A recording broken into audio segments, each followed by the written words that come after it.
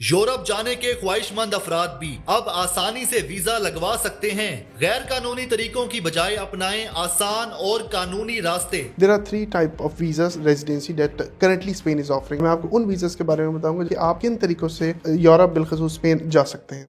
Urdu point की videos देखने के लिए हमारा चैनल सब्सक्राइब कीजिए और बेल के आइकन पर क्लिक कीजिए ताकि आप हमारी तमाम आने वाली वीडियोस से बाखबर रह सकें।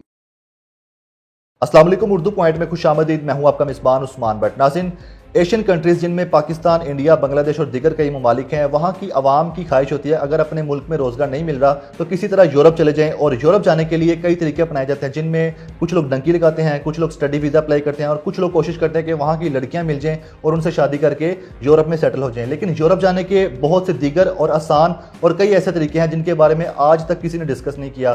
तो हमारे साथ जुनैद हसनैन साहब मौजूद हैं, उनसे जानते हैं कि यूरोप जाने के और दीगर तरीके कौन से हैं। वो पिछले चंद सालों से इस वक्त स्पेन में रह रहे हैं और पाकिस्तान के दौरे पे आए हुए हैं, और इनसे आज हम जानेंगे कि अगर किसी ने यूरोप जाना है तो वो कौन से तरीके हैं, आसान तरीके भी हैं, और कैसे अप्लाई किया जा सकता है और वहाँ पे सेटल कैसे हुआ जा सकता है। आज जिस टॉपिक में हम बात करने जा रहे हैं वो एक लीगल प्रोसेस के बारे में बात करने जाऊँगा, और मैं आपको उन वीज़ास के बारे में बताऊँगा जिसके बारे में ना आज तक आपने पहले कभी सही सुना होगा, ना इसकी कोई इन्फॉर्मेशन आपको पहले कहीं किसी और ब्लॉग या किसी और वीडियो पे मिली होगी।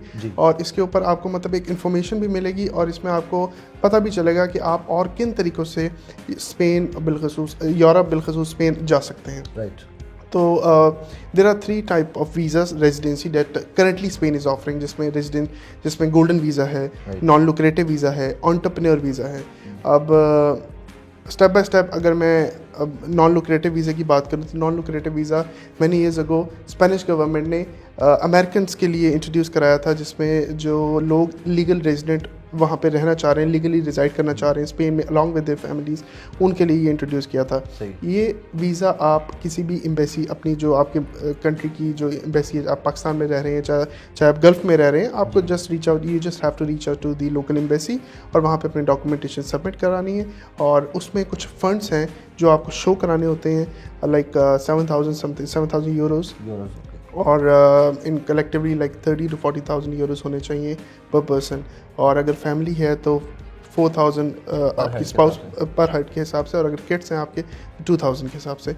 तो उसमें आपको कुछ फंड शो करने होते हैं जिसमें आपको ये शो कराना होता है कि you can sustain in that country for like 1 year. 1 साल के लिए आप अपने आप को वहाँ पे सस्टेन कर सकते हैं। ठीक है। एंटरप्रेन्योर किस तरह के होना चाहिए, स्किल किस तरह के होना चाहिए, और इसको अप्लाई करने के लिए एज क्राइटेरिया क्या है, इन्वेस्टमेंट कितनी चाहिए होती है, पैसे कितने हैं, अप्लाई कैसे करना है, कितनी देर में प्रोसेस मुकम्मल होता है, और वहाँ पर जाकर आपको सेटलमेंट मतलब सेटल कब तक हो सकते हैं। जी, अगर आप एंटरप्रेन्योर रेजिडेंसी की बात करें तो इसमें कोई फंड्स रिक्वायर्ड नहीं है। जी, इसमें कोई फंड्स की रिक्वायरमेंट नहीं है।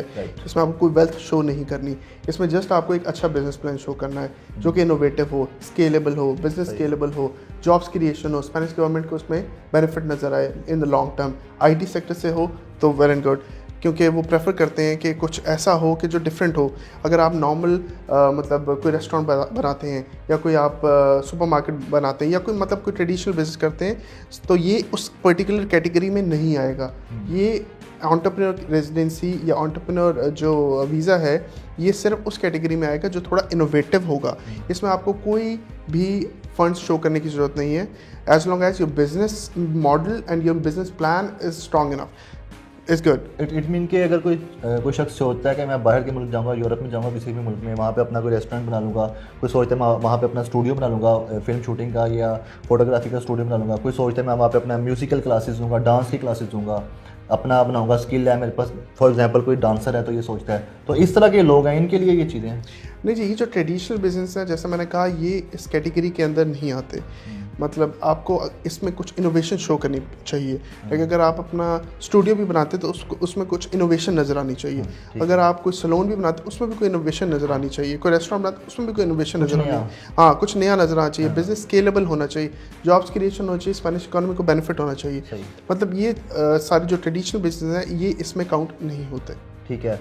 स्पेन की बात अगर हम कर रहे हैं तो स्पेन जो कि यूरोप का हिस्सा है, अगर स्पेन का फॉर एग्जांपल वीज़ा मिल जाता है तो क्या पूरे यूरोप में ट्रैवल कर सकते हैं? जी बिल्कुल कर सकते हैं। आप जितने भी स्पेनिश शेंजन स्टेट्स हैं आप हर जगह ट्रैवल कर सकते हैं। उसके अलावा आप साउथ अमेरिका में भी ट्रैवल कर सकते हैं। ठीक है, तो अगर आपके पास स्पेन का वीज़ा मिल गया, तो अगर आप किसी और यूरोपियन कंट्री में जा रहे हैं, यूरोप के अंडर आता है वो मुल्क, तो वहाँ पे जब आपको चेकिंग की जाता है, और कितने दिन का आपके पास रिक्वायरमेंट होती है कि आप कितने दिन रह सकते हैं स्पेन के अलावा किसी और मुल्क में जाकर? इसमें कोई ऐसी सच रिस्ट्रिक्शन नहीं है, क्योंकि बॉर्डर फ्री है, वहाँ पे कोई बॉर्डर कंट्रोल नहीं है इन बिटवीन शेंजन स्टेट्स।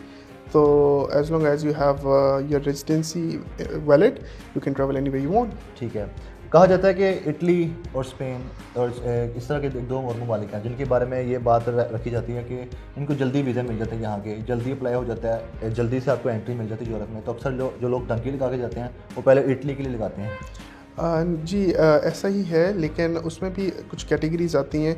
अगर आप स्पेन में रह रहे हैं, 3 साल का एक टाइम पीरियड है जो कि आपको कंप्लीट करना होता है, और once your 3 years period of stay is completed in that particular country, उसके बाद आप रेजिडेंसी अप्लाई कर सकते हैं। लेकिन ये भी एक लॉन्ग टर्म प्रोसेस है जिसको लाइक 4 to 5 years लग जाते हैं नॉर्मली, जो वो उनके लिए जो डंकी के थ्रू जाते हैं। ठीक है, अब जो दीगर 2 तरीके हैं स्टडी वीज़ा का और इसके अलावा ये जो शादी वाला तरीका होता है, तो वहाँ पे स्टडी वीज़ा के वजह से कितना स्कोप है, कोई है स्कोप यूरोप में? जी बिल्कुल है, स्टडी वीज़ा का बहुत ज़्यादा स्कोप है स्पेन में, और उसकी जो रेशो है, एक्सेप्टेंस रेशो है, बहुत ज़्यादा है, क्योंकि वहाँ पे बहुत सारे जो हैं टॉप नॉच बिजनेस स्कूल्स भी हैं, यूनिवर्सिटीज़ भी हैं जो कि इंटरनेशनल स्टूडेंट्स को जो है ऑफ़र करती हैं स्टडीज़, और इंटरनेशनल स्टूडेंट वहाँ पे काफ़ी ज़्यादा आई वुड से कि क्वांटिटी में है। स्टडी वीज़ा के लिए किस तरह अप्लाई किया जाए, कोई अच्छे से तरीका बताएं जो आसान भी और आसानी से मिल जाए? जी, उसके लिए ये है कि अगर तो आप ने बैचलर किया और आप मास्टर्स के लिए जाना चाह रहे हैं, तो आई वुड सजेस्ट कि you should look out for the universities online. और बहुत सारी यूनिवर्सिटीज़ हैं, उनकी 2 इंटेक्स होती हैं, एक होती है अप्रैल में, एक होती है फरवरी में, और एक होती है अक्टूबर में। तो इन 2 इंटेक्स में आपको जो है इससे पहले आपको well in advance search out करना होता है। अपनी रिसर्च आप करें, आप देखें आपकी फील्ड ऑफ स्टडी क्या है और आप कहाँ पे एडमिशन लेना चाह रहे हैं, आप कहाँ पे जो है हायर स्टडीज़ के लिए जाना चाह रहे हैं। और स्पेशली बहुत इंपॉर्टेंट यहाँ पे कि आप वो यूनिवर्सिटी चूज़ करें जो इंग्लिश लैंग्वेज में कोर्स आपको ऑफ़र करें, ना कि वो कि जो स्पेनिश में ऑफ़र करें। और ये सब चीज़ें आप खुद सर्च कर सकते हैं, इसके लिए आपको किसी कंसल्टेंट की भी ज़रूरत नहीं पड़ेगी, और ये सारे काम आप खुद ऑनलाइन कर सकते हैं। आजकल सब कुछ ऑनलाइन अवेलेबल है। अच्छा सर, ये बताइएगा, एक गोल्डन वीज़ा जैसे आपने बताया और एक नॉन लुक्रेटिव वीज़ा है, दोनों वीज़ा में क्या फ़र्क है, ये कैसे मिलता है और किन को मिलता है और इसमें फ़ायदे कितने हैं? जी जो गोल्डन वीज़ा है ये बेसिकली है इन्वेस्टर्स के लिए। वो इन्वेस्टर जो वहाँ जाके इन्वेस्ट करना चाह रहे हैं, कोई प्रॉपर्टी बाय करना चाह रहे हैं, कोई स्टॉक में इन्वेस्ट करना चाह रहे हैं। अब वो आप चाहे 1 प्रॉपर्टी लें, 2 लें या 4 लें, उसका जो कलेक्टिव सम है वो 500,000 यूरोज़ होना चाहिए। They are eligible for golden visa along with their family. उसके बाद आता है, हम बात करते हैं नॉन लुक्रेटिव वीज़ा पे। नॉन लुक्रेटिव वीज़ा जो है वो कोई भी अप्लाई कर सकता है अगर आपके पास इनफ फंड्स है। अगर आप रिटायर हो रहे हैं और आपके पास एक सस्टेनेबल इनकम है ऑलरेडी पाकिस्तान में या किसी भी मुल्क में, तो आप वो शो कर सकते हैं कि ये एक स्टडी इनकम जो मुझे आती रहेगी even after moving now to Spain. और ये भी एक ऐसा रेजिडेंसी है जो आप विद फैमिली कर सकते हैं, जो कि इनिशियली आपको 1 ईयर मिलती है जिसमें आप काम नहीं कर सकते, लेकिन उस 1 साल के लिए आपको इनफ फंड्स शो करने होते हैं। उसके बाद जब आप रिन्यू कराते हैं आपको 2 साल की रेजिडेंसी ऑटोमेटिकली मिल जाती है। ठीक है, जिस तरह यूएई देता है अक्सर सेलिब्रिटीज़ को, बड़े नाम होते हैं जो बहुत मशहूर लोग होते हैं, अभी रिसेंटली अली जफर को मिला पाकिस्तान में गोल्डन वीज़ा, तो क्या स्पेन भी इस तरह सेलिब्रिटीज़ को देता है पूरी दुनिया में, जहाँ उनको लगे कि ये बड़े नाम है, ये हमारे मुल्क में आके प्रमोट कर सकते हैं हमारे मुल्क को? जी नहीं, वो एक कैटेगरी डिफरेंट है, उसमें हाईली स्किल्ड कैटेगरी होती है, वो एक अलग एक डिफरेंट टॉपिक है जिसके ऊपर we can discuss later on.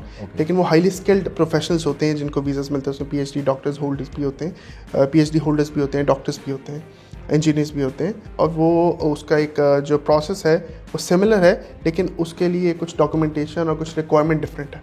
Thank you so much. Thank you so much.